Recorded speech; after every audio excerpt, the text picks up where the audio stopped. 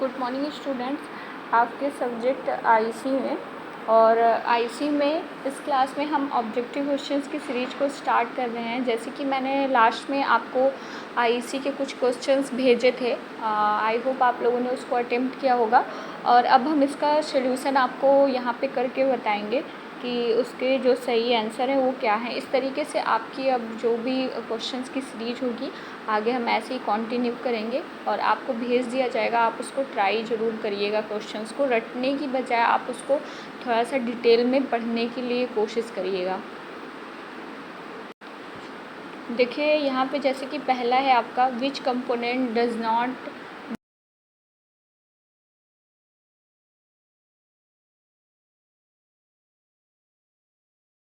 लोग क्या करिए, जितने भी मतलब जितने भी आपको थायरिस्टर फैमिली से बताया गया है, चाहे वो एससीआर हो, डायोड हो, डायक हो, ट्रायक हो, उन सबकी आपको जो फिगर डायग्राम है ना।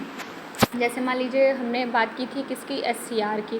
तो एससीआर को आपको पता है कि हम कुछ इस तरीके से करते हैं, है ना। और इसमें 3 टर्मिनल होते हैं, इसको एनोड कहेंगे, इसको कैथोड कहेंगे और यहाँ पे आपका गेट टर्मिनल हो जाता है। इसके अलावा जैसे आपका डायक हो गया, है ना। तो डायक में हमने क्या बताया था, 2 डायोड हैं, इनको हम एंटी पैरेलल में जोड़ दिए, ठीक। उसके बाद जैसे मान लीजिए आपका ट्रायक हो जाता है, तो ट्रायक में सेम यही है, बस यहाँ पे हम क्या कर देते हैं, अगर एक गेट टर्मिनल जोड़ दें तो वो किसका सिंबल हो जाएगा, ट्रायक का हो जाएगा। जैसे मान लीजिए अगर आपका यूजेटी है तो यूजेटी में हमने बताया था इस तरीके से 2 बेस टर्मिनल होते हैं और ये वाला टर्मिनल आपका क्या होता है, एमीटर, और एरो हमेशा अंदर की तरफ ध्यान रहेगी, इसको ध्यान रखिएगा, B1 और B2 हो जाता है। तो ये है आपके जैसे सिंबल्स हैं, तो इन सिंबल्स जितने भी आपके इस में हैं, आप उन सारे सिंबल्स को अच्छे से प्रिपेयर कर लीजिएगा, क्योंकि यहाँ से आपके दो आई थिंक 2 क्वेश्चन तो आराम से आपके यहाँ पे हो जाएंगे, ठीक है। तो अब देखिए, जब आपको जैसे यहाँ पे हमको बताना है कि कौन सा थायरिस्टर फैमिली का मेंबर नहीं है, तो जब आपको अच्छे से उस कंपोनेंट के बारे में पता होगा, आपने जो थायरिस्टर फैमिली से जो चार्ट प्रिपेयर है, जैसे ये LASCR है, ये आपके चार्ट में था। पहली बात तो इसमें SCR लगा हुआ है ना। तो यहीं से आप जान जाइएगा कि ये क्या है, थायरिस्टर फैमिली का मेंबर है। इसका हमने बताया था, अगर हम फुल फॉर्म कहें तो light amplification silicon control rectifier, ठीक है।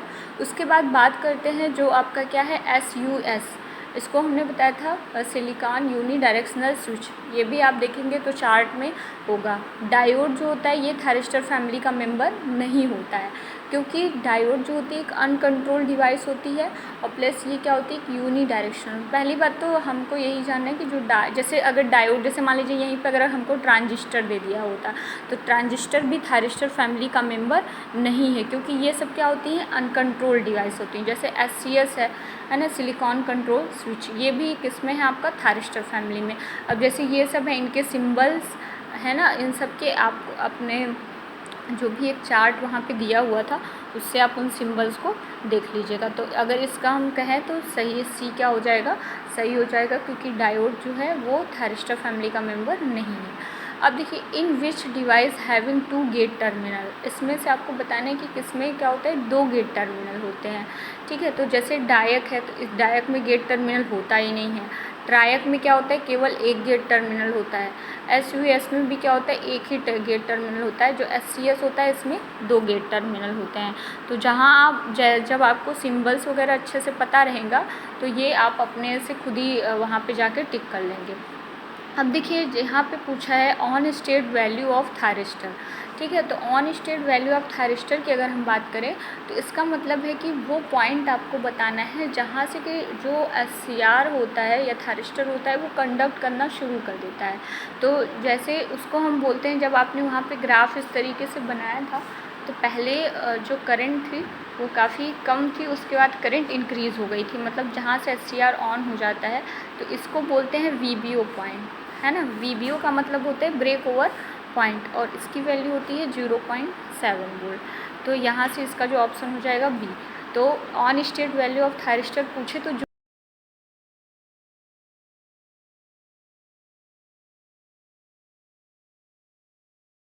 तार भी हम सिलिकॉन का यूज़ करके ही बनाते हैं। और ध्यान रखिएगा, अगर जैसे आपसे पूछ ले कि वीबीओ क्या होता है, तो वीबीओ को बोलते हैं ब्रेक ओवर वोल्टेज, है ना, ब्रेक ओवर वोल्टेज, ठीक है।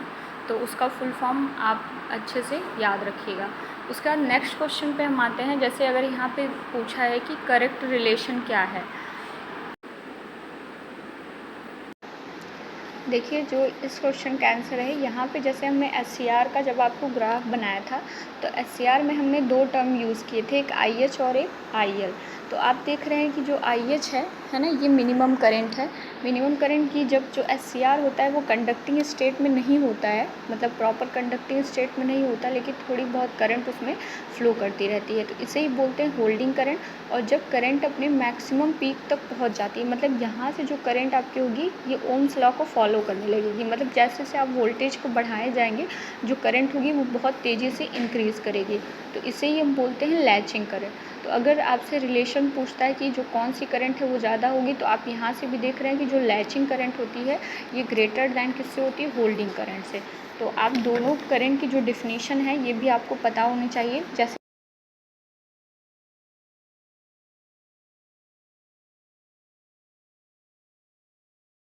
करंट होती है ये मिनिमम, मतलब आपकी जो मैक्सिमम करंट होती है जहाँ की एससीआर कंडक्ट करना शुरू कर देता है।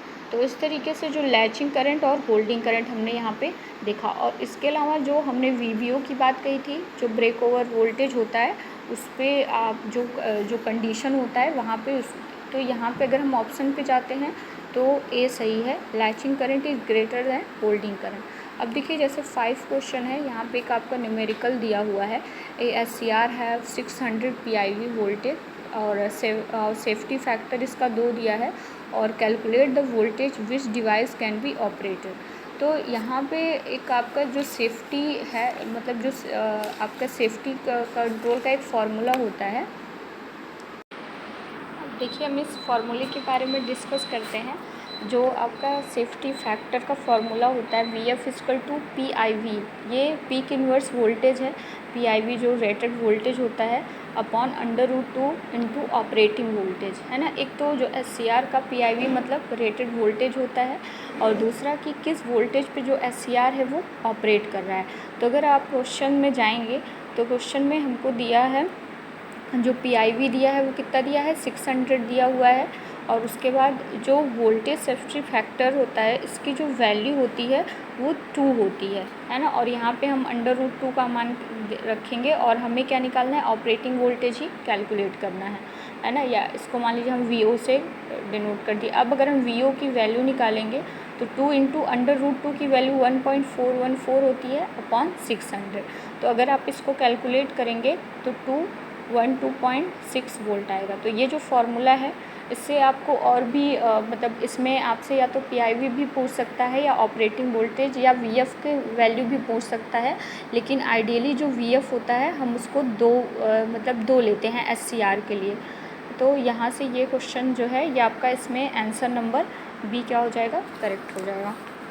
अब जैसे जो सेकंड क्वेश्चन है वो इसी तरीके से दिया है, जो 6 वाला है, एससीआर हैविंग, इसमें भी PIV दिया हुआ है और रेजिस्टेंस दिया हुआ है और L दिया हुआ है। अगर यहाँ पे आपका लोड करंट पूछा है तो आप मतलब जैसे हमने अभी लास्ट क्वेश्चन किया है उसी में ही आप जाके करंट को कैलकुलेट करिएगा, और आप अटेम्प्ट करिएगा पहले इसको, फिर इस पर डिस्कस करेंगे।